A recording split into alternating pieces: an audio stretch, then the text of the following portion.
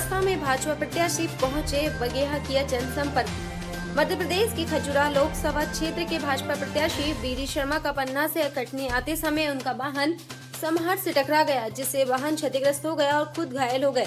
घायल अवस्था में कटनी के डॉक्टर के पास लाया गया। डॉक्टरों के द्वारा इलाज किया गया और आराम करने की सलाह दी गई, लेकिन भाजपा प्रत्याशी आराम करने की जगह क्षेत्रीय विधायक संजय सत्येंद्र पाठक के साथ क्षेत्रीय जनसंपर्क करने ग्राम पंचायत छिंदहाई पिपलिया के ग्राम बगेहा पहुंचे, जहां कार्यकर्ताओं के द्वारा फूल माला पहनाकर भव्य स्वागत किया गया।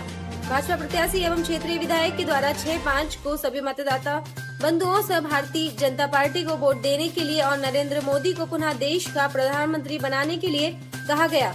इस दौरान राजेंद्र पटेल, दीप चंद्र गुप्ता, संजू दुबे, चंद्रशेखर तिवारी, जयप्रकाश उपाध्याय सहित अन्य कार्यकर्ताओं की उपस्थिति रही।